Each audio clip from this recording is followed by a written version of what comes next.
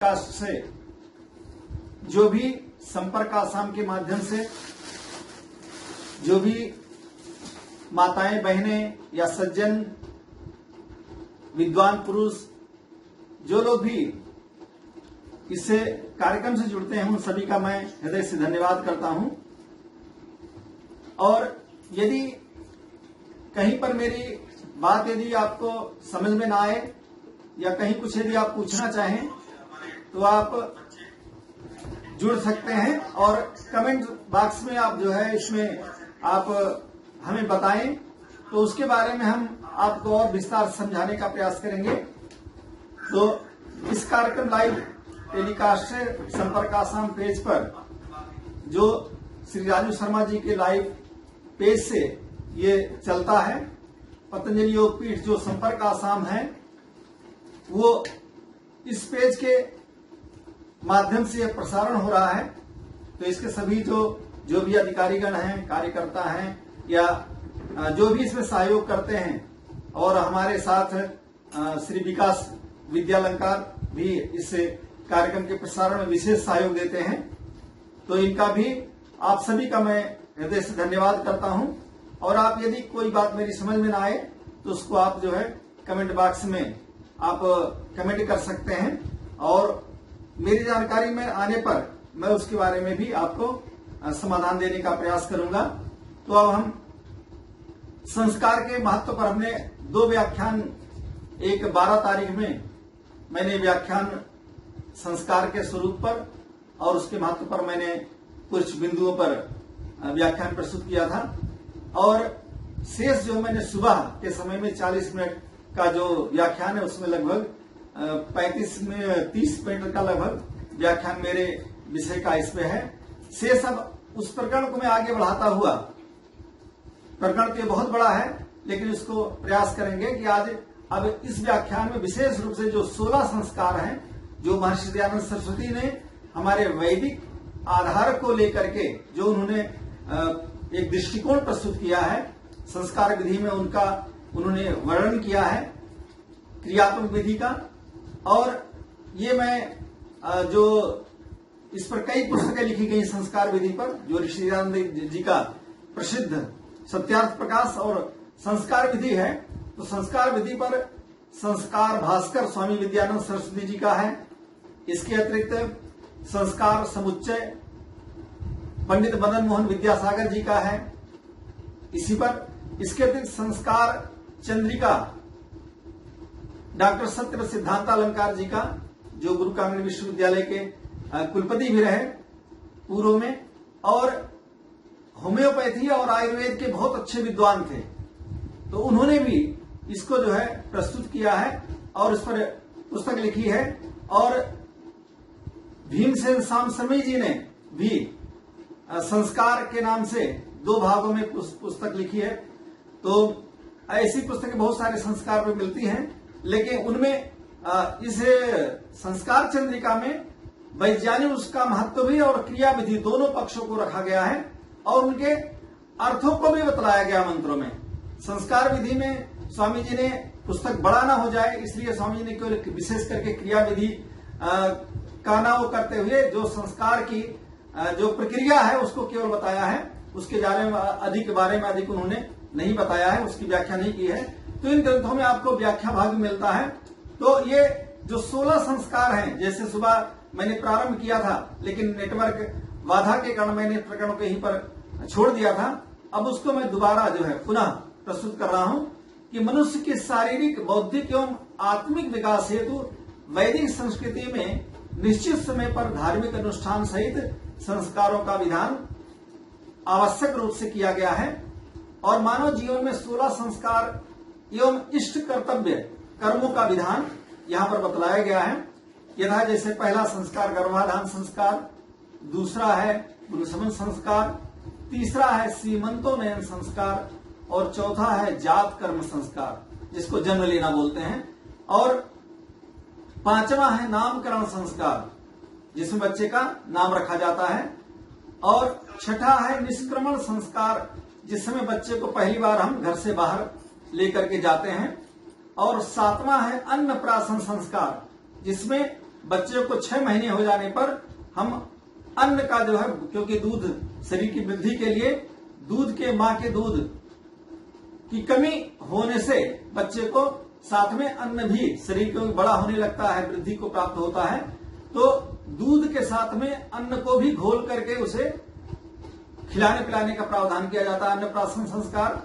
चूड़ाकरण संस्कार अर्थात जिसे चौल कर्म भी बोलते हैं, मुंडन संस्कार भी बोलते हैं, छौर कर्म भी बोलते हैं। 9वां है कर्णवेद, 10वां है उपनयन संस्कार और 11वां है वेदारंभ संस्कार, अर्थात वेदारंभ को विद्यारंभ संस्कार भी बोल सकते हैं। अर्थात इस समय से प्राचीन काल में बच्चा उपनयन संस्कार के पश्चात गुरु के आश्रम में जाया करता था, तो इसे जो है उपनयन संस्कार के बाद वेदारंभ संस्कार और उसके बाद शिक्षा पूर्ण होने पर समावर्तन संस्कार, जिसको हम दीक्षांत संस्कार भी बोलते हैं, और 13वां संस्कार है विवाह संस्कार, अर्थात जब विद्यार्थी ब्रह्मचारी घर पर आता था तो उसका समावर्तन संस्कार जब वहां से जब दीक्षांत हो जाया करता था तो पुनः बच्चा घर पर आया करता था और घर पर आकर के फिर उसका जो है विवाह अर्थात गृहस्थ आश्रम में उसका प्रवेश हुआ करता था। और 14वां है वानप्रस्थ संस्कार, अर्थात गृहस्थ पूर्ण होने के पश्चात वानप्रस्थ संस्कार, और वानप्रस्थ पूर्ण होने के बाद पश्चात जो 25-25 वर्ष का ऋषियों ने विधान किया कि 25 वर्ष तक कम से कम जन्म से लेकर के 25 वर्ष तक ब्रह्मचर्य आश्रम, और इसी में 25 से लेकर के 50 वर्ष तक, या आजकल हम ये कह सकते हैं कि जब शिक्षा से व्यक्ति रिटायरमेंट लेता है या उससे अवकाश प्राप्त करता है उस समय तक का समय गृहस्थ आश्रम संस्कार के लिए, और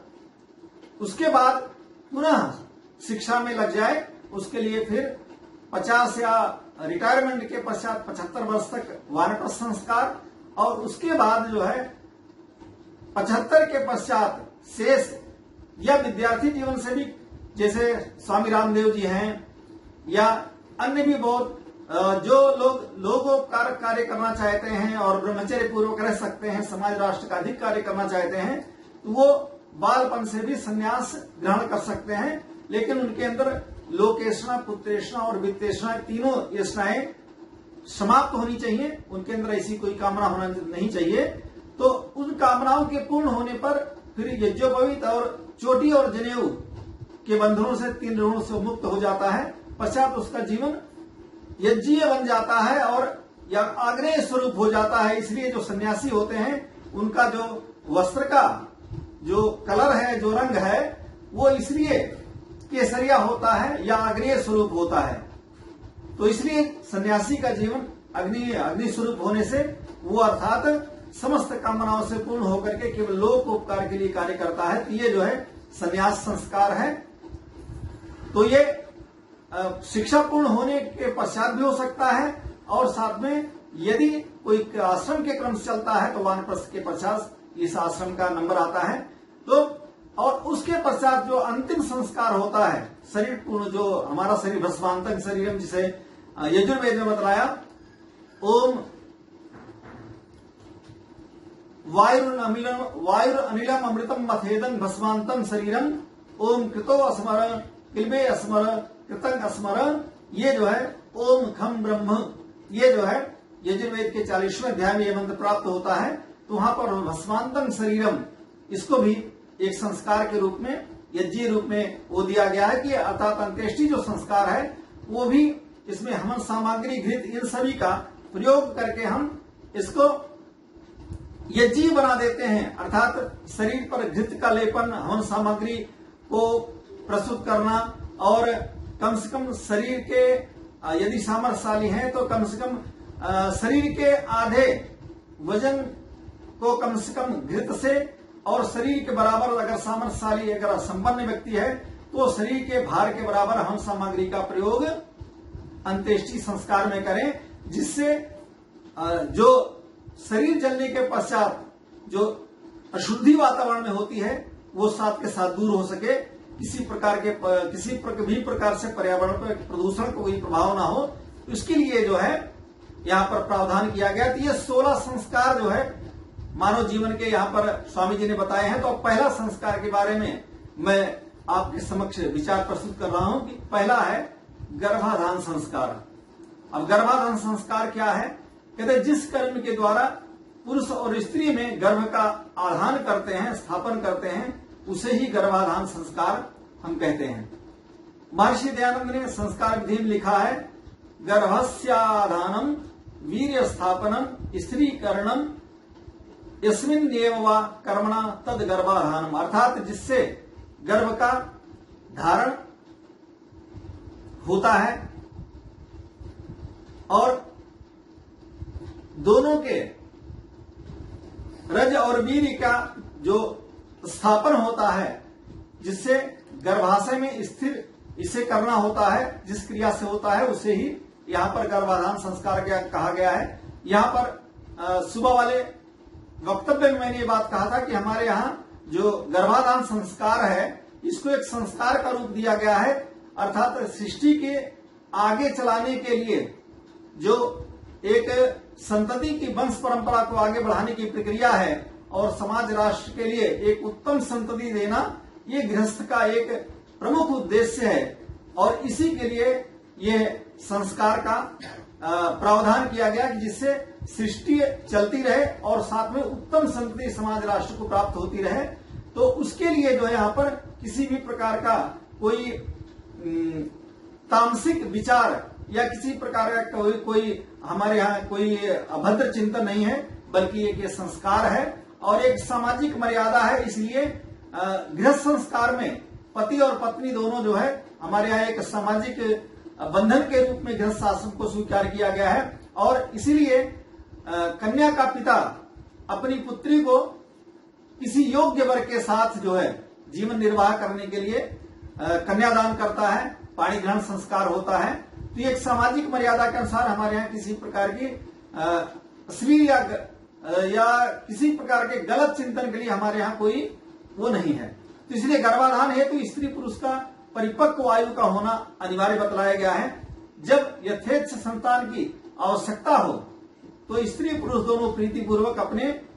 घर पर ही जो है विद्वान आचार्य द्वारा इत्यादि अनुष्ठान करा करके विद्वानों से आशीर्वाद लेने के पश्चात ऋतु काल में उपयुक्त समय एवं वातावरण चुने और गर्भ स्थापन करें। भारतीय चिंतन परंपरा में चूंकि शिक्षा गर्भाधान से प्रारंभ होती है, उत्तम संतान व सभ्य नागरिक बनाने हेतु यह आवश्यक है कि शास्त्रोक्त रीति से गर्भाधान संस्कार किया जाए, अर्थात ये जी भावना के साथ किया जाए। और साथ मैंने ये भी बताया था कि यदि हम जैसा भी संतति चाहेंगे उस कल्पना के अनुसार पहले से ही पति और पत्नी, स्त्री और पुरुष जो दोनों हैं, दोनों ही पहले से संकल्प करते हैं कि हमें कैसी संतान बनानी है। हमें ब्राह्मण संतान चाहिए, क्षत्रिय संतान चाहिए या वैश्य संतान चाहिए, उनके अनुसार फिर चिंतन परंपरा के अनुसार वैसे खान पान, विचार, साहित्य का अध्ययन करना, ये सब कुछ दोनों मिलकर के ऐसा जीवन में कार्य करते हैं जिससे संतति उत्तम बने, अच्छी बने, उत्तम संतान हमारे परिवार में आए, समाज राष्ट्र के लिए वो योग्य बने। उसके लिए चिंतन करके महिलाओं का इसमें जो माँ है उसका सबसे प्रमुख स्थान है कि वो जो है उसका विशेष अहम भूमिका इसमें बतलाई गई है कि वो जो है इस पर उसी के विचार, चिंतन, चरित्र और चिंतन पर बहुत कुछ संतति का प्रभाव पड़ता है संतति पर। तो उत्तम संतति के लिए माँ का विशेष रूप से खान पान, विचार, इन सबका जैसा वो चिंतन करती है वैसे संतति संस्कारित माँ के गर्भ में आती है और उस संस्कार के द्वारा हम जो है उत्तम संतति को प्राप्त करते हैं। आपने उदाहरण के रूप में देखा होगा, माँ मदालसा हमारे यहाँ हुई थी, उसने अपने 10 संतति उसने उत्पन्न की, उसने 9 को सन्यासी बना दिया, क्योंकि वो जब संतति आती थी राजा की, जबकि राजा की पत्नी थी, फिर भी वो जो है शुद्धोसी, बुद्धोसी, निरंजनोसी और जो है कि ये जो संसार है काया जो है वर्जितोसी, उसने वो कह करके ये बात कहा कि हे पुत्र, तुझे जो है इस माया में नहीं फंसना है, इस जगत में नहीं फंसना है, क्योंकि ये जो है शुद्ध, तू शुद्ध बुद्ध और तू परमात्मा का ध्यान करने वाला बन। जैसे हम लोग सुखदेव जी के लिए बात करते हैं, सत्य जो सात जो है सनत सनंदन सनत कुमार, ये सब या जो सप्तर्षि हैं, कहते हैं इनके लिए जैसे बात की जाती है, ऐसे ही माँ यदि जैसा संस्कार चाहती, जैसे विचार रखती है, वैसे ही संतति बन करके आती है। तो उनके 9 संतान जो सन्यासी बन गए। पश्चात राजा ने वो किया कि भाई यदि तुम इसी प्रकार से करते रहो तो राज्य को कौन संभालेगा। तो पश्चात फिर मोहम्मद आलसा ने फिर 10वीं जो संतान बनाई, उसको उन्होंने राजर्षि बनाया, फिर राजा बनाया। और उसने उस प्रकार के साहित्य के पढ़ना, विचार करना, देशभक्ति के वो करना,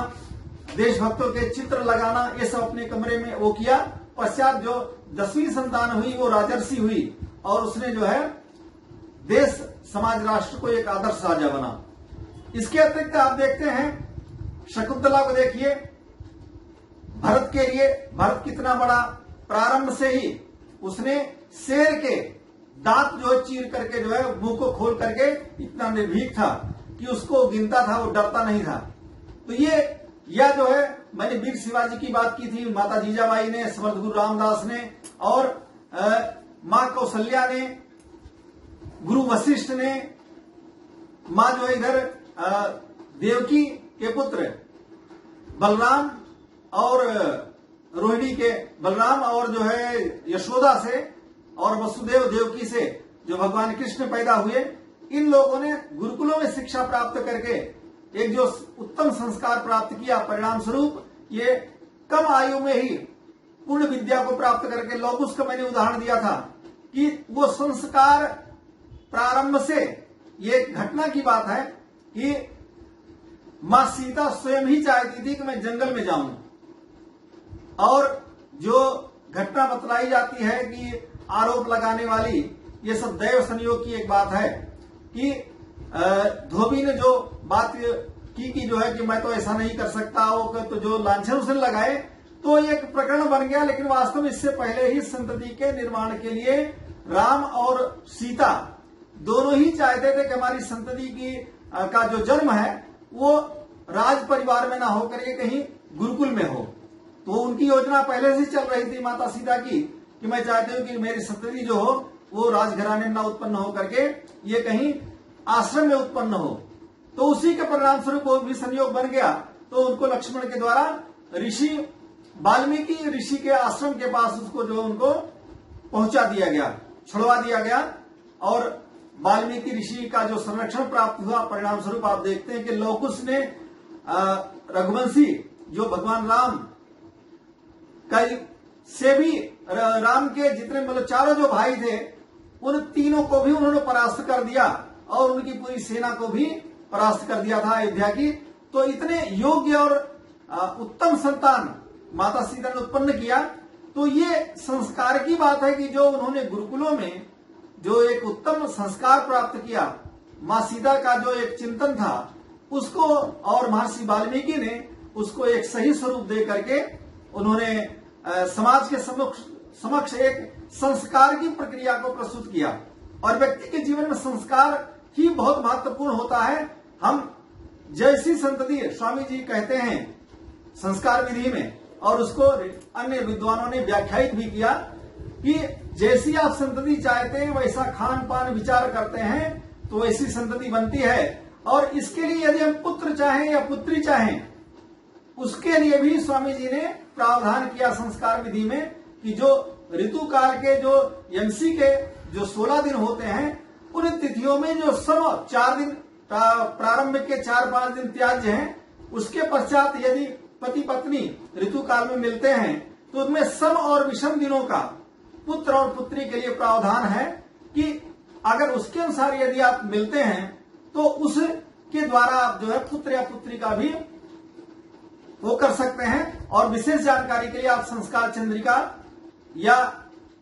संस्कार समुच्चय स्वामी विद्यानंद सरस्वती जी का आप संस्कार समुच्चय, संस्कार भास्कर भी आप पढ़ सकते हैं, मोटी पुस्तक है, तो वहां से भी आप जानकारी प्राप्त कर सकते हैं विशेष रूप से। और संस्कार चंद्रिका भी, इसमें आप जो संतति चाहते हैं वो 55 संस्कार के समय औषधियों का भी प्रयोग करके आप जो है गुणों की वृद्धि करके जो भी चाहते हैं उन गुणों की वृद्धि करके आप यथेष्ट संतान प्राप्त कर सकते हैं। ऐसा प्रावधान भी किया गया है। तो इसमें आप जैसा चाहें वैसा जो है कि लगभग 90% ऐसा हो सकता है। अपवाद को छोड़ दीजिए, अपवाद तो कभी कभी ऐसा होता है कि हम जैसा चाहते हैं उसमें कोई किसी प्रकार की व्यवधान आने से या समगुण होने से कभी कभी क्या होता है, समतुल्य जो है दोनों की शक्ति होने से तो उसमें क्या होती है संतान कई बार जो है नपुंसक भी हो जाती है। तो समगुण ना हो उसके लिए जो है गुणों की वृद्धि के लिए पुंसवन संस्कार किया जाता है। तो अब हम आगे दूसरे संस्कार पे चलते हैं और विशेष जानकारी करने के लिए आप जो है संस्कार समुच्चय, संस्कार चंद्रिका, संस्कार भास्कर इन ग्रंथों को आप पढ़ करके और अधिक जानकारी प्राप्त कर सकते हैं। मेरा विशेष करके जो युवा हमारे जो लोग सुन रहे हैं, किसी प्रकार का यदि संशय हो उसके समाधान के लिए मेरे से भी बात कर सकते हैं और साथ में आप इन ग्रंथों का भी आप स्वाध्याय यदि करेंगे तो आपको बहुत कुछ मार्गदर्शन मिलेगा। इसमें औषधियों का भी प्रावधान किया गया है। आपने देखा था स्वामी रामदेव जी पर पुत्र जीवक को लेकर के वृंदा करात ने, जो बंगाल की कम्युनिस्ट पार्टी से हैं, उसने जो है आरोप ऐसा लगाया कि पुत्र जीवक के द्वारा जो है पुत्र प्राप्ति होती है। यहाँ पर जो है जो पुरुष, वहां पर पौरुष गुण से संबंधित मामला है। वहां पर किसी भी प्रकार से यहाँ पर पुरुष से तात्पर्य वहां पर महिला पुरुष नहीं है, बल्कि वहां पर पुरुष से तात्पर्य, पुमान से तात्पर्य जीवात्मा से है। अर्थात इन गुणों के वो करने से अर्थात जीवात्मा का स्त्रीकरण अर्थात गर्भ न गिरे उसके लिए दवाइयों का प्रावधान किया गया है कि उसके अनुसार यदि आप वो करते हैं तो वो जो है वहां पर किसी भी प्रकार के पुरुष प्रधान और महिला उसके लिए ऐसा कोई बात नहीं है। तो पुंसवन संस्कार दूसरा संस्कार है। ये जब गर्भ 3 महीने का हो जाता है तो ये दूसरा संस्कार किया जाता है। मैं आपको बहुत अधिक गहराई में ना ले जाता हुआ मैं आपको थोड़ी केवल जानकारी आपको परिचय के रूप में दे रहा हूं कि आप जो है जो लोग ये समझते हैं कि हमारी भारतीय संस्कृति में लोग कुछ नहीं जानते थे, ऐसी बात नहीं है। हमारे जो ऋषि मुनि हैं, जो हमारी वैदिक परंपरा है, वो बहुत ही वैज्ञानिक और सटीक है और उसके अनुसार यदि आप वो संतति वो करते हैं तो उसका मैं केवल कह नहीं रहा, मैंने कई साथियों से और स्वयं भी मैंने जो मेरी 2 संततियां हैं ये भी इसमें भी हमारा अपना स्वयं का पहले से योजना था कि हम ये प्राप्त करना चाहते हैं। तो वैसे ही दोनों, पहला पुत्र और दूसरी पुत्री, दोनों देवी देवता भगवान ने भेजे और जो गुण आप देखते हैं ये सारा हम दोनों का के प्रभाव का और विशेष करके जो मेरी पत्नी जो डॉक्टर प्रमिला है उसके संस्कारों का विशेष जो बच्चों पर प्रभाव है। और जो आप गुणवत्ता देखते हैं वो भी, क्योंकि माँ को निर्माता कहा गया, माँ निर्माता माता निर्माता भवती, जो मातृमान पितृमान आचार्यमान पुरुषो वेद की बात सत्यार्थ प्रकाश के 30 समोल्लास में ऋषिदयानंद ने बात की है, वो वास्तव में अक्षरशः सत्य सत्व ब्राह्मण का वाक्य है ये। तो ये बिल्कुल सत्य है, सही है, प्रैक्टिकल पर आधारित है कि माँ यदि हम देश को अच्छा बनाना चाहते हैं तो उसमें विशेष करके हमारी जो महिला वर्ग है, जो हमारी मातृशक्ति है, ये यदि जैसा चाहे, हमारी जो बहनें हैं युवा, ये जैसा चाहे, इनके जो आदर्श होते हैं वैसे हमारी संतति आती है। तो हमारे जो बहनें हैं, युवा हैं, यदि इस समाज राष्ट्र को अगर अच्छा बनाना चाहती हैं, देशभक्त संतान अगर ऐसा चिंतन करें तो वीर योद्धाओं संबंधी राणा प्रताप को अपना आदर्श माने, भगत सिंह को अपना आदर्श माने, सुभाष चंद्र बोस को अपना आदर्श माने, यदि ऐसा वो करेंगे तो निश्चित रूप से संतति राष्ट्र भक्ति उत्पन्न होगी और उसके अंदर गुणों का समावेश होगा। लेकिन हमारी आज जो हमारी माताएं बहनें हैं उनके आदर्श तो आजकल फिल्मी हीरोइन बन गए हैं। इसीलिए आजकल जो है जो फिल्मी एक्टर और एक्टर्स हैं, उनके चिंतन के कारण ही आजकल की जो हमारी पीढ़ी है वो दिग्भ्रमित हो रही है। तो मेरा विशेष निवेदन है कि हमारी जो बहनें हैं वो जो है इस पर विशेष ध्यान दें, जो युवा पीढ़ी है वो इस पर विशेष ध्यान दें और जो लोग आगे बढ़ चुके हैं वो अपनी संततियों को, अपने पुत्र और पुत्र वधुओं को सही संस्कार देने का, जब जागे तभी सवेरा। तो जो मैं संस्कारों के बारे में बता रहा हूं उसको आप लोग जो है अपने आगे वाली पीढ़ी को भी संस्कारवान करने का प्रयास करें। तो ये सारी चीजें, विज्ञान इसका पहले से छिपा हुआ है, उसको हम जानने का प्रयास करें। तो अपने वैदिक साहित्य को भी हम पढ़ने का प्रयास करें, वैदिक संस्कारों को जीवन में आप जो है उसके अनुसार जीने का प्रयास करेंगे, उसको स्वाध्याय करेंगे और उसको व्यवहार में लाएंगे, तो निश्चित रूप से हमारा जो हमारी जो युवा पीढ़ी है वो संस्कारित उत्पन्न होगी और उसका जीवन भी अच्छा बनेगा। तो अब ये जो कुछ भी है वो सब हमारे ऊपर है कि हम क्या चाहते हैं। तो दूसरा संस्कार के बारे में बता रहा था कि दूसरा संस्कार जो है वो पुंसवन संस्कार है। तो इसका गर्भ स्थिति के स्थिर जब निश्चय हो जाने के पश्चात दूसरे व तीसरे महीने में करने का ये प्रावधान किया गया कि जब 3 महीने हो जाए तो गर्भ स्थिर रहे, उसके लिए संस्कार किया जाता है। चतुर्थ मास में गर्भ हृदय युक्त होता है और उस समय गर्भ स्पंदन भी उत्पन्न, अर्थात जो है बच्चा जो है श्वास लेने लगता है। तो इसलिए इस पुंसवन संस्कार को करने का ऋषियों ने प्रावधान किया। स्पंदन से तात्पर्य उछलने या हिलने डुलने भी लगता है गर्भ, इससे पूर्व किया जाता है। तो कहते पुमान प्रसूयते एन तत् पुरुष समन मिति रीति, अर्थात पुरुष को की समन जो उत्पत्ति है जिस कर्म से हो या स्त्रीकरण हो, निश्चयात्मक स्थिति जब आती है तो कहते उसे ही पुंसवन कहते हैं। अर्थात इस संस्कार से बालक पुष्ट, अविकलांग और उत्तम भावयुक्त उत्पन्न होता है। तो दूसरा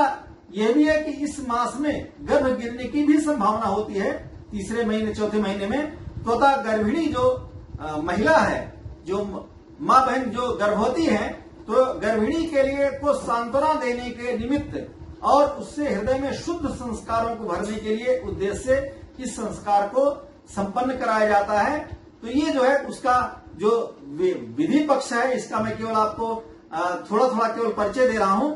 जो विशेष पक्ष है आप इन पुस्तकों से आप देख सकते हैं, वहां पर इसका व्याख्यान वैज्ञानिक पक्ष भी दिया गया है। संस्कार चंद्रिका में विशेष रूप से जो डॉक्टर सत्यव्रत सिद्धांतालंकार की पुस्तक है, वो बहुत बड़े आयुर्वेद के भी और होम्योपैथी के भी बहुत अच्छे विद्वान रहे हैं।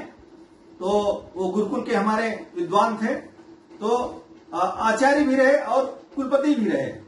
तो उनकी पुस्तक को आप जरूर पढ़ें और वहां से प्रेरणा लेकर के जो हमारे युवा साथी हैं या जो हमारी युवा बहनें हैं, माताएं हैं, उन लोगों के लिए विशेष मेरा निवेदन है कि आप जब भी विवाह संस्कार करते हैं तो इन पुस्तकों को भी जरूर एक बार पढ़ें और उसके अनुसार यदि आप संतति का निर्माण करेंगे तो संभवतः आपकी जो संतति होगी वो संस्कारित उत्पन्न होगी और गर्भ आदि के गिरने का भी कोई खतरा नहीं रहेगा। और साथ में आप जैसा चाहेंगे संतान, जैसी चाहेंगे संतति, वैसी आपके घर संतति उत्पन्न होगी, आएगी। और आप अपने फिर संतति पर जो है देखेंगे, यदि उसको संस्कारित करेंगे तो आप फिर गर्व भी अनुभव करेंगे। जिस प्रकार से हम लोग भी अपनी संतति के लिए, दोनों दीप्ति और देवांश के लिए हमने प्रयास कर रहे हैं। तो ईश्वर की कृपा और स्वयं का प्रयास आप लोगों के समक्ष अगर देखते होंगे आप, तो आपको सब ईश्वरी कृपा और हम दोनों के, विशेष करके डॉक्टर प्रमिला के प्रयास का ये परिणाम है। और हम उनको विशेष रूप से जो है संस्कार देने का प्रयास करते हैं। जैसे कुंभकार थपेड़े देता हुआ या जो है अंदर से हाथ लगा करके बाहर से उसको संवारने का प्रयास करता है, ऐसे ही जो है इनको भी डांट, अगर गलती करते हैं तो इनको जो है सुधार के डांट दिया जाता है, कभी कभी हल्की जो है भय भी दिखाया जाता है। तो ये सब करते हुए इनको हम अच्छे संस्कार देने का प्रयास कर रहे हैं। तो हम केवल कह नहीं रहे, उसको हम जीवन जी भी रहे और उसके लिए प्रयत्नशील भी रहते हैं। तो आपके लिए भी हम चाहते हैं कि आप लोग भी अगर भारतवर्ष को अगर उत्तम बनाना चाहते हैं, समाज राष्ट्र को, परिवार को उत्तम बनाना चाहते हैं, तो उसके लिए आप लोग भी जागृत हों और आप लोग भी संतति के प्रति जो है अच्छा संस्कार देने का प्रयास करते रहें, तभी बात बनेगी। तो विशेष जानकारी का जिसका जो क्रियात्मक पक्ष है वो संस्कार विधि में आप देख सकते हैं और संस्कार चंद्रिका में उसका पहले वैज्ञानिक महत्व का पक्ष भी बतलाया गया है, पश्चात उसका स्वामी दयानंद ने जो क्रियात्मक पक्ष दिया है, क्रिया विधि है संस्कार करने की, वो भी जो है जो यज्ञ आदि के द्वारा हम करते हैं वो भी दिया गया है। साथ में उसका अर्थ मीनिंग भी साथ में दिया हुआ है वेद मंत्रों का। तो जो भी जहां से श्लोक लिए गए हैं, मंत्र लिए गए हैं, गृह सूत्रों से लिए गए हैं, कहीं से भी, तो उनका भी विधिवत वहां पर वर्णन किया गया है, उनका समाधान दिया गया है, उसका उत्तम रूप से जानकारी दी गई है। तो आपके जानकारी के लिए मैं बता रहा हूं कि आप इन पुस्तकों का भी स्वाध्याय करें। और ये जो मैं आपके समक्ष प्रस्तुत कर रहा हूं, मैं इन ग्रंथों से साथ में इस समय वर्तमान में हमारे जो पूज्य, हमारे आदरणीय कुलपति इस समय प्रोफेसर रूपचंद शास्त्री जी, जो गुरु कामिनी विश्वविद्यालय के इस समय वर्तमान में यशस्वी कुलपति जी हैं, ये उनकी पुस्तक से मैंने ये अंश लिया है। तो उन्होंने जो इस धर्म दर्शन संस्कृति पुस्तक में संस्कार एक प्रकरण है, जो हम अपने धर्म दर्शन संस्कृति के नाम से एक ये 2000 से हमारे गुरु कामिनी विश्वविद्यालय में धर्म शिक्षा के रूप में ये पुस्तक चलती थी। अब इसको थोड़ा सा और इसमें संशोधित करके उस पुस्तक का नाम अब जो है भारतीय ज्ञान परंपरा के नाम से अब इसे जाना जाता है। तो उसमें भी ये संस्कार प्रकरण हम पढ़ाते हैं, बीपीएड में भी पढ़ाते हैं, बीएससी में भी पढ़ाते हैं, बीटेक में भी पढ़ाते हैं, अपने बीए के विद्यार्थियों में पढ़ाते हैं, वेद के, दर्शन के, संस्कृत के, योग के सभी जो पक्ष जो सभी बच्चे हैं, तो सभी विद्यार्थियों के कोर्स में इसे जो हमारा जो स्नातक जो कोर्स है, उन सभी कोर्सों में इस विषय को पढ़ाया जाता है। और इस कोर्स में यह संस्कार का प्रकरण भी जोड़ा गया है बच्चों को संस्कार देने के लिए। तो ये जो है वहां से मैं अपने गुरुजनों के प्रति मैं कृतज्ञ हूं कि उनके दिए हुए ज्ञान को मैं उसको प्रचारित प्रसारित कर रहा हूं। और साथ में मेरा विशेष यदि विश्वविद्यालय में यदि प्रवेश हुआ या जो यदि मैं विश्वविद्यालय में अपने गुरुजनों की कृपा से, इन लोगों के सहयोग से और इनके जो विषय बनाए हुए थे, इनके माध्यम से मुझे गुरुकुल में प्रवेश मिला। मैं पहले पढ़ाई भी मैंने किया और बाद में इसी धर्म दर्शन संस्कृति को पढ़ाने के लिए मैं सर्वप्रथम गुरुकुल में शिक्षक के रूप में प्रवेश मेरा हुआ। तो मैं अपने गुरुजनों का, अपने प्रोफेसर महावीर जी, आचार्य वेद प्रकाश शास्त्री जी और डॉक्टर प्रोफेसर जयदेव वेदालंकार जी और अपने प्रोफेसर रूपचंद शास्त्री जी, डॉक्टर सुरेंद्र कुमार जी जो इससे पूर्व कुलपति थे, डॉक्टर इससे पहले विवेक कुमार जी जो शर्मा जी थे, बीके शर्मा जी, इन सभी का मैं हृदय से धन्यवाद करता हूं। तो इन सब की जो इनकी पुस्तक है उससे मैंने इसको लिया है। तो आप जो है इसके महत्व को समझते हुए जो संक्षिप्त इसमें जानकारी दी गई उसके माध्यम से आपके विचार समक्ष प्रस्तुत कर रहा हूं। तो कहते हैं ये दूसरा जो संस्कार है, पुंसवन संस्कार, इस मास में गर्भ में गिरने की संभावना रहती है, तो वो गर्भ गिरे ना, उसके लिए ऐसा प्रावधान किया गया है कि पुंसवन संस्कार के द्वारा हम गर्भ की स्थिति को भी निश्चय करते हैं, साथ में उसको संस्कार देने के लिए और उसको स्थिर रखने के लिए जो होम्योपैथिक दवाई हैं उनको भी आप जो है वो कर सकते हैं। और साथ में उनका जो विधि, क्रियात्मक विधि जो पक्ष है उसको ध्यान में रखते हुए हम यदि उसका आचरण करेंगे तो निश्चित रूप से हमारा जो पुंसवन संस्कार है वो सफल होगा। और ये गर्भ में जब 3 महीने तक बच्चा होता है तो उस समय ये तीसरे चौथे महीने मास में ये किया जाता है। आगे हम चलते हैं तो सीमंतोनयन संस्कार ये तीसरा है संस्कार है जो मां के गर्भ में होता है। सीमंतोनयन संस्कार लगभग ये संस्कारों की श्रृंखला में तीसरा संस्कार है। ये गर्भ के चतुर्थ से लेकर के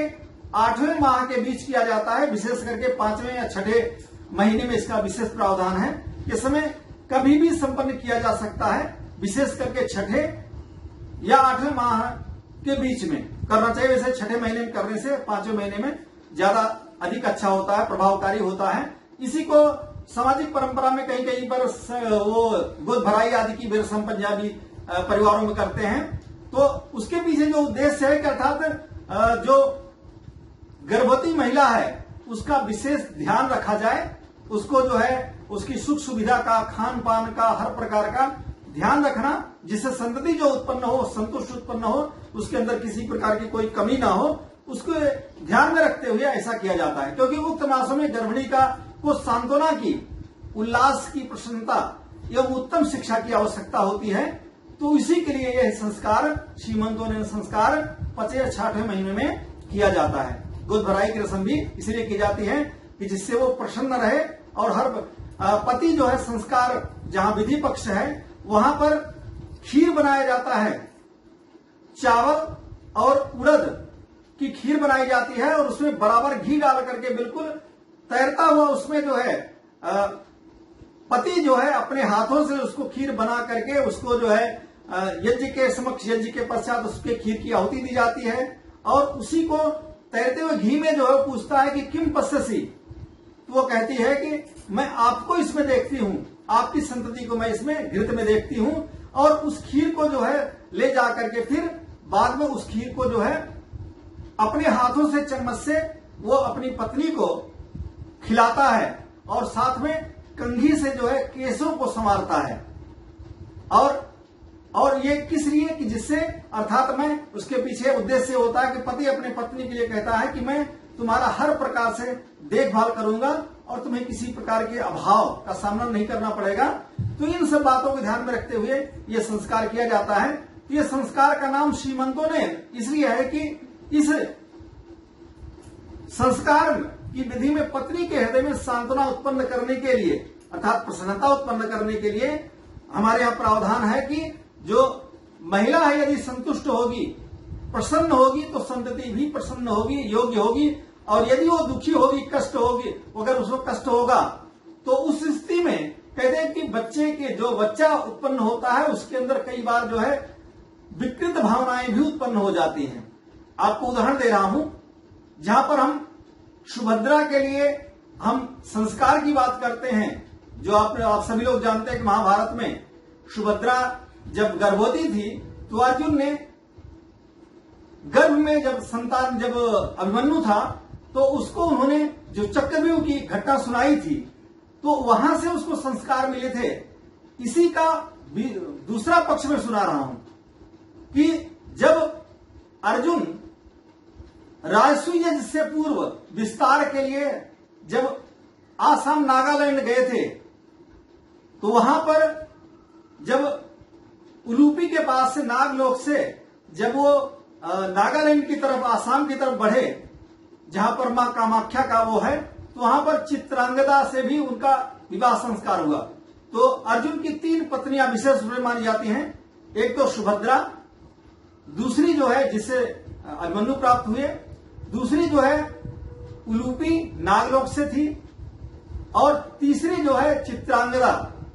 जिससे अर्जुन को जिसने जो है परास्त तो नहीं किया था, गंगा के जो है आशीर्वाद से उसको ऐसा बाण गंगा ने दिया था, गंगा माता ने,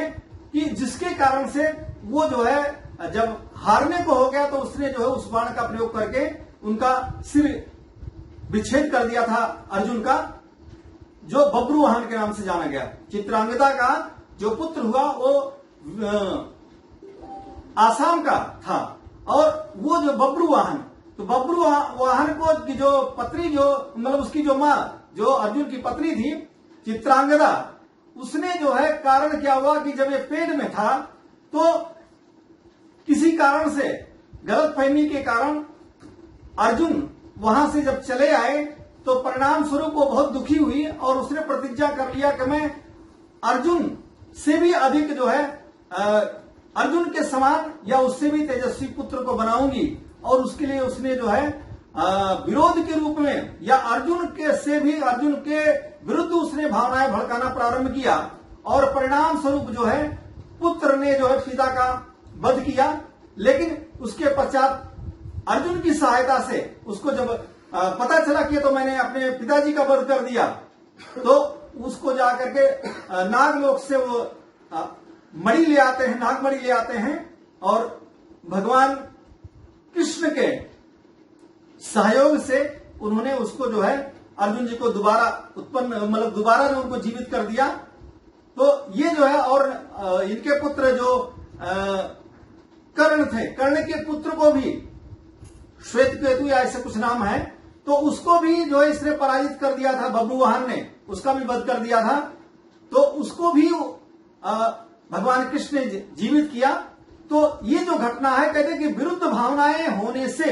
भी कई बार मां के अंदर यदि दुख कष्ट होता है तो विरोधी संतान भी उत्पन्न होती है, क्योंकि यदि वो अपने अंदर विरोधी भाव को उत्पन्न करती है तो वो संस्कार बच्चे पे भी पड़ते हैं, और बच्चे के अंदर ऐसे विचार जाने से वो जो है विरोधी संतान कभी कभी जो है अपने पिता की विरोधी संतान भी उत्पन्न हो जाती है।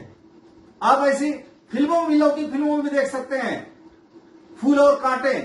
फिल्म आप अगर देखेंगे जो अजय देवगन की है, तो उसमें भी इस प्रकार के पिता के विरुद्ध ऐसे बहुत सारे आपको मिल जाएंगे जो संतति जो है पिता के, चाहे गलत फहमी हुआ किसी भी कारण से, वहां पर भी गलत फहमी थी, इसमें भी गलत फहमी के कारण वो जो है, जबकि वो छोड़कर किसी और कारण से जाते हैं, उनकी मजबूरियां होती हैं, लेकिन संतति को यह पता नहीं होती तो विरोधी संतान पैदा हो जाती है। तो यहाँ पर मैंने इसलिए उदाहरण दिया कि हम जो है पत्नी को जो है या जो महिला है उसको जो है पति लोग अपने अच्छी प्रकार से संस्कार दें, उसको विरोधी, उसके अंदर कोई भावना उत्पन्न ना हो, वो जो है विरोधी विचार महिला के अंदर ना आए, क्योंकि वो संतति में जाती है, तो उसका हर प्रकार से मान सम्मान करें, देखभाल करें, उसको संतुष्ट रखने का प्रयास करें। जो उसकी अच्छी इच्छाएं हैं उन सबको खान पान में, हर प्रकार से व्यवहार में उसको आप जो है संतुष्ट रखेंगे। यदि ऐसा करेंगे तो सीखोनंतोनंद जो संस्कार है ये आपके जीवन में सफलता का कारण बनेगा, और उत्तम संतति को देने का प्रयास करें, देने का एक जो संस्कार है ये सफल होगा। इसलिए पति जो है कंघी से पत्नी की सीमंत अर्थात केसों को उन कंघी करता है और उसे पूर्ण सहयोग करे, और केसों में केस विधि बांध करके अर्थात जो है जो बाल है उसको भी वो जो है केस करके जो है कंघी करके उसको जो है वो बीतता है, जिसको हम वो बोलते हैं, चोटी बोलते हैं। तो वो मांग निकालने के कारण इसे सीमंतोनयन संस्कार नाम दिया गया। वस्तुतः यह सांत्वना हेतु संस्कार है। इस अवधि में स्त्री के स्वास्थ्य और उसकी सद इच्छाओं का पूर्ण ध्यान रखना होता है। तो इस प्रकार से इसमें जो है किसी भी प्रकार का जो है मिलन या अभक्ष पदार्थ का सेवन, देशाटन अर्थात भ्रमण करना, उछल कूद, ये सब जो वर्जित होते हैं। और अधिक श्रम भी जो है महिला के लिए वर्जित होना चाहिए कि वो अधिक परिश्रम, भारी सामान उठाना या दौड़ भाग करना या झटके लगने वाला ऐसा कोई कार्य न करे कि जिससे गर्भ में किसी प्रकार का उसको पेट में पीड़ा या दर्द उत्पन्न हो। इन सब का जो है अपने पतियों, जो पति महोदय हैं या उनके रक्षक हैं, उनको इस प्रकार से विशेष ध्यान देने की आवश्यकता होती है। ये मैंने संक्षिप्त रूप से आपको बताया, और विशेष जानकारी के लिए आप जो है अन्य ग्रंथों का भी, संस्कार चंद्रिका या जो है संस्कार समुच्चय, इन सब ग्रंथों को, या संस्कार भास्कर, इन सब ग्रंथों को आप पढ़ सकते हैं। ये मैंने आपको संक्षिप्त इसके बारे में बताया। अब जो है चौथा जो संस्कार, महत्वपूर्ण संस्कार है, वो जात कर्म संस्कार है। जात कर्म संस्कार तत्पर, जात माने उत्पन्न होना, अर्थात संतति, जब बच्चा जब उत्पन्न होता है तो उस समय जो है ये जो संस्कार किया जाता है उसके बारे में बताया जा रहा है। एक बार विकास जी चल रहा है, ठीक प्रकार से देखना। तो यदि किसी का कोई कमेंट हो तो बताइएगा कि कोई कुछ जानकारी तो नहीं चाहता है ना, ठीक है। तो जात कर्म संस्कार ये चौथा संस्कार है 16 संस्कार में। ये चतुर्थ संस्कार बालक की उत्पत्ति के समय किया जाता है। प्रसव काल से में जल से गर्भिणी का मार्जन करने का विधान इस संस्कार में किया जाता है। बालक की उत्पत्ति के पश्चात सोने की सलाका से जब बालक उत्पन्न हो जाता है, वो चाहे घर में हो या अस्पताल में, कहीं पर भी, आजकल तो लोग अस्पताल लेके जाते हैं, तो जैसी भी सुविधा हो उसके अनुसार जो है इसको करने का प्रयास करते हैं। तो बच्चा जब उत्पन्न हो जाता है तो उसको जब साफ धो पोंछ करके नाभि को विच्छेद करके उसको जो है उस पे धागा बांध करके या जो भी जैसे प्रावधान है उसको जो है नाभि से, मां की नाभि से अलग करके उसको जब हम पिता के पास ले आते हैं तो पिता इस संस्कार को करता है। तो इस संस्कार में हम जो है सोने की सलाका से बच्चे की जिह्वा पर ओम लिखने का प्रावधान है, और पिता जो है इसमें बोलता है संस्कार में कि कोसी कतमोसी कस्य नामासी। तो कहते इन संस्कारों में बच्चे को संस्कार दिया जाता है, सोने की सलाका से ओम लिखा जाता है। शहद से लगा करके सोने की सलाका से बच्चे की जिह्वा पर प्राचीन काल में ओम लिखा जाता था। आज यदि सामर्थ्य यदि ऐसा नहीं है तो हम अपने अंगुली से भी वो कर सकते हैं। अपनी जो मध्यमा हमारी जो अंगुली है उससे आप बच्चे की जीवा पर शहद चढ़ा सकते हैं और उसको जो है चढ़ा करके आप जो है उसको वो करते हैं और साथ में बच्चे के कान में भी बोलते हैं कोसी कतमोसी कस्य नामासी, और फिर उस पिता उसका उत्तर भी स्वयं देता है कि तू जो है परमपिता परमात्मा का है। संस्कार देने का आध्यात्मिक प्रारंभ से प्रयास किया जाता है कि वो आध्यात्मिक बच्चा बने कि तेरा सच्चा पिता मैं नहीं बल्कि परमपिता परमात्मा है। कोसी कतमोसी, तू कौन है, तू किसका है, और कस्य नामासी, तेरा क्या नाम है। तो वहां ओम जो शब्द बुलाया जाता है कि तेरा नाम तो ओम है, अर्थात तू परमात्मा की परमपिता परमात्मा की संतान है। ये संस्कार देने का प्रारंभ से जब हम बच्चे को संस्कार देते हैं, मैंने भी किया था देवांश का, दीप्ति का, तो ये संस्कार जीवन में इसीलिए जो है बच्चों के अंदर उत्तम गुण आते हैं। और जो शहद है, कहते हैं कि ये जो है बच्चे को दीर्घ आयुष्य के लिए, स्वस्थ जीवन के लिए घी बहुत ही अच्छा काम करता है। तो इसलिए अंगूठी से शहद और घी चटाने का 10 दिन तक सरसों से यज्ञ में आहुति देने का भी वर्णन है। आप देखते होंगे सरसों में एक ऐसा गुण है जो आज अभी कोरोना की महामारी अभी आपने देखा कि इस समय चल रही थी, तो इस समय जो पीली सरसों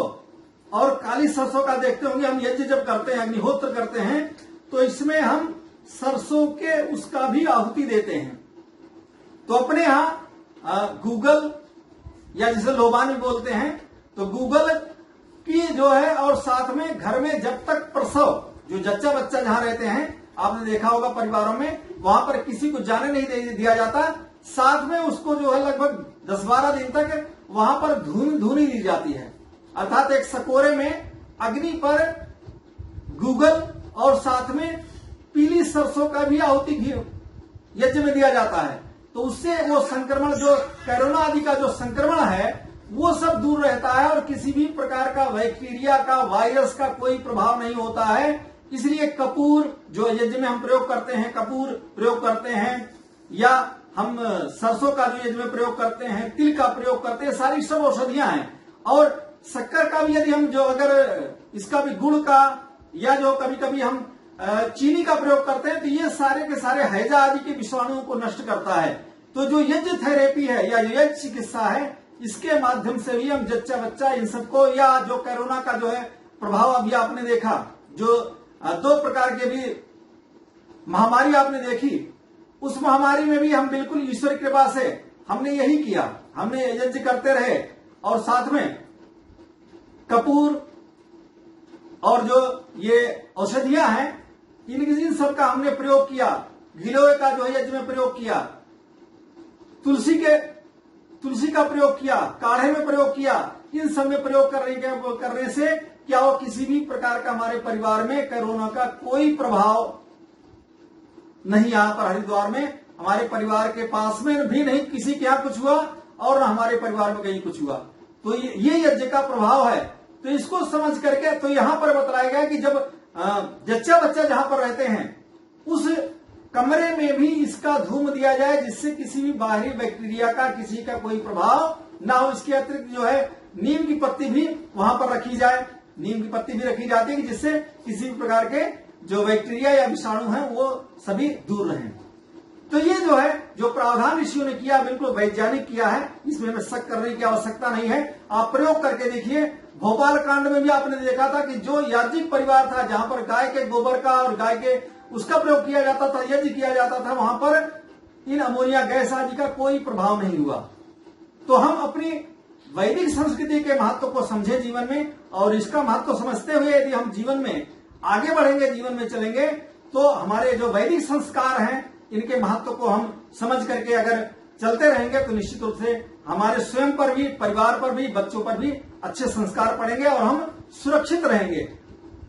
तो इसलिए 10 दिन तक, 15 दिन तक सरसों के जो है उससे यज्ञ में आहुति देने का वर्णन प्रावधान किया गया संस्कार विधि में। तो उसको भी हम जीवन में अपना करके अपने को स्वस्थ बनाए रखें, और हर प्रकार की जो बीमारियां होती हैं उनसे हम अपने स्वयं को भी बचे रह सकते हैं और जच्चा बच्चा को भी बचा सकते हैं। तो बच्चे को शहद और घी चटाना, उसको आयुष, दीर्घ आयुष प्रदान करने के लिए और बुद्धि में वृद्धि करना, ये भी इसका उद्देश्य है। इसलिए उत्पन्न करने वाली जो स्त्री जो महिला है उसको जल से छींटे देने का भी प्रावधान है। उसकी प्रसव पीड़ा जिससे न्यून हो, कम हो, उसके लिए जो है ऐसा किया जाता है। तो संस्कार विधि में विधि पक्ष में आप जो वहां पर देख सकते हैं, और इन ग्रंथों में जिसका मैं बता रहा हूं वहां पर विशेष व्याख्यान आप वैज्ञानिक देख सकते हैं। तो मन में शांति इससे आती है तथा स्त्री मूर्छित नहीं होती है जल के छींटे देने से। तो यज्ञ में सरसों का वो किया जाता, तो इससे प्रसूता स्त्री और नवजात बच्चे को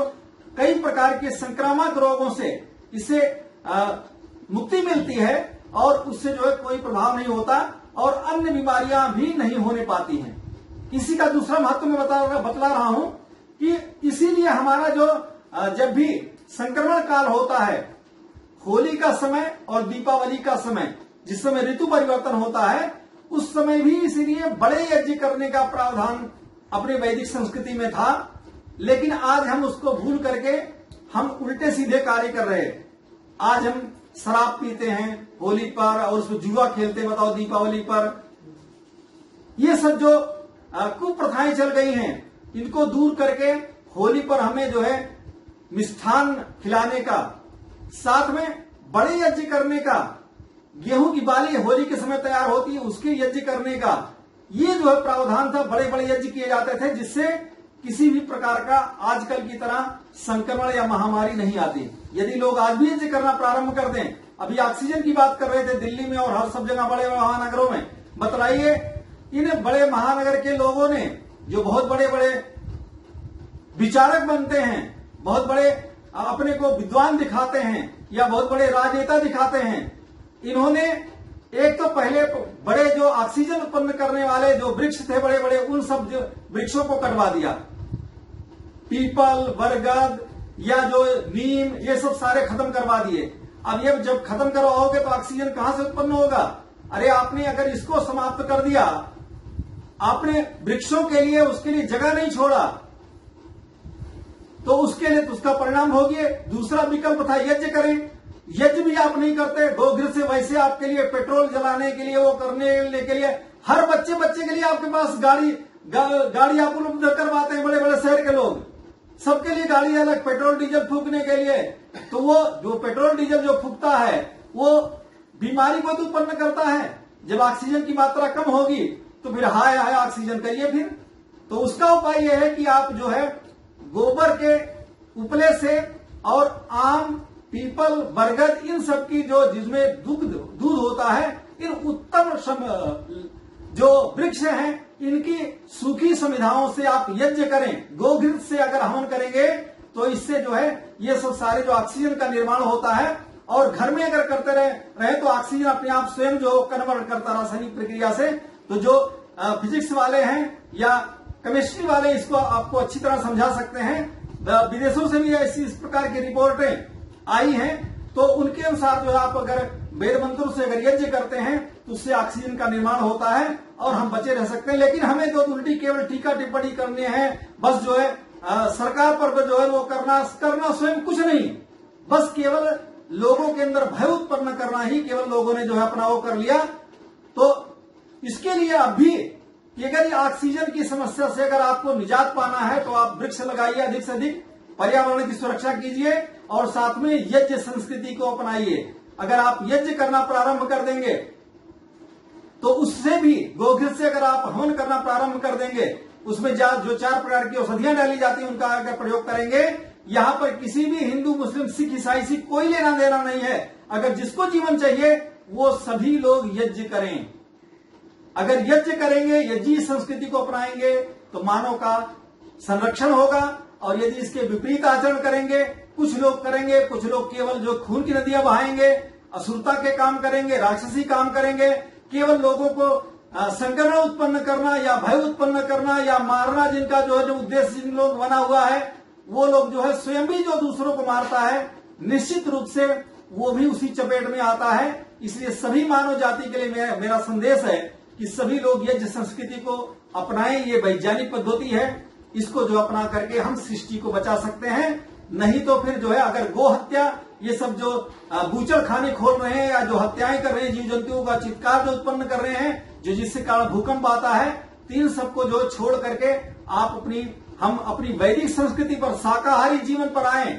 साथ में यज्ञ संस्कृति को अपनाए, जिस परमात्मा ने इस यज्ञ के द्वारा जो है इस सृष्टि का यज्ञेन यज्ञमय जंत देवास्तानी धर्माणि प्रथमान्यासन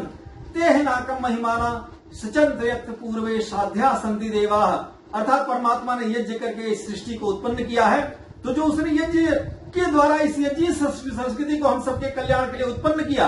तो उस सृष्टि में हम भी यज्ञ करते हुए परोपकार भावना से, लोक कल्याण की भावना से, इस संसार में लोक कल्याणकारी भावना को हम सभी उत्पन्न करें। और समस्त वसुधा तभी किणवंतो विश्वमार्यम, श्रेष्ठ भावना जब उत्पन्न होगी, सर्वे भवन्तु सुखिनः की भावना सभी के अंदर उत्पन्न होगी, तभी यह सृष्टि बच सकती है। नहीं तो कुछ लोग के वो करने से ऐसा कुछ भी नहीं होने वाला है। इसलिए जो है, चाहे किसी भी समुदाय का कोई व्यक्ति क्यों ना हो, हमें मानव संस्कृति को, इस विश्व को, इस धरती माँ को संरक्षित करना है, इसको सुरक्षित करना है। यदि तो हम असुर संस्कृति को छोड़ करके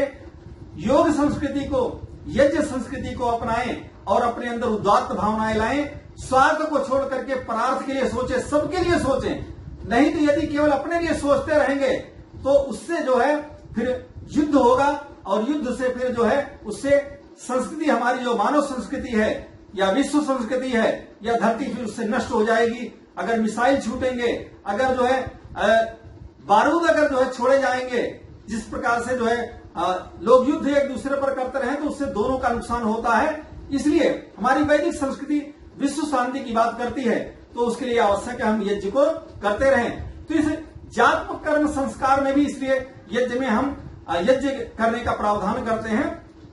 तो इससे क्या होती है कि इससे बीमारियों से हम मुक्त होते हैं। बीमारियों से लड़ने की जो है हमारे अंदर जो हमारे परिवार में और वातावरण में, वायुमंडल में संक्रमण दूर होता है, हम संक्रमित नहीं होते हैं, और जो बैक्टीरिया होते हैं वो भी नष्ट होते हैं। तो इसलिए जो है यज्ञ करने का, या सरसों के जो पीली सरसों का जो है, राई सरसों जिसे बोलते हैं, उसको जो है उसका धूम जो है 14-15 तक प्रसूता जहां पर रहती है, जहां जच्चा बच्चा रहते हैं, वहां पर यज्ञ के साथ में यज्ञ की, उसमें यज्ञ कुंड में इसको भी धूम इसका भी दिया जाता है। ये इसका वैज्ञानिक महत्व है, उसको समझें। इसको आप जो है कोई ऐसी बात न समझें। अब अगला जो है 5वां संस्कार नामकरण संस्कार है। 5वां यह संस्कार माना जाता है। तो अन्य संस्कारों की भांति अत्यंत महत्व इसका भी है। तो किसी भी द्रव्य या पदार्थ को संज्ञा या नाम अत्यंत आवश्यक होती है, क्योंकि नाम से कहते हैं कि नाम जीवन व्यक्ति को बहुत प्रेरणा देता है। इसके बिना जगत में व्यवहार हमारा कठिन होता है। इसलिए जो उत्पन्न होता है बच्चा, तो उसी समय को असी कसमो असी कस्य नाम आसी, यह प्रश्न किया जाता है कि तेरा नाम क्या है, तू कहां से आया है और तेरा पिता कौन है। ये सारे प्रश्न इसीलिए उसके अंदर वो किए जाते हैं, ये एक प्रतीक रूप में। ये संस्कार जो नामकरण संस्कार जो है, नाम के बारे में संस्कार विधि में स्वामी जी ने बहुत अच्छी प्रकार से वहां दिया कि नाम जो होना चाहिए वो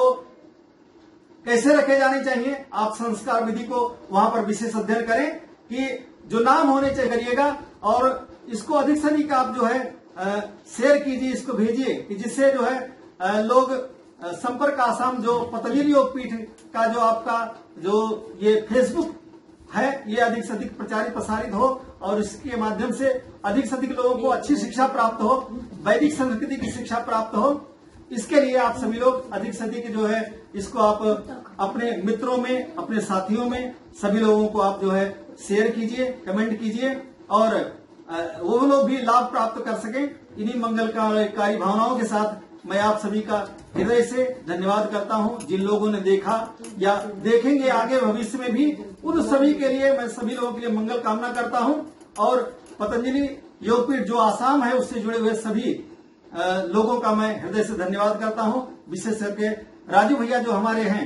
राजू शर्मा जी, उनका हृदय से, उनके परिवार का, आप सभी लोगों का, इसके कार्यकर्ता जो अधिकारीगण हैं, सभी का मैं हृदय से धन्यवाद करता हूं। इति ओम।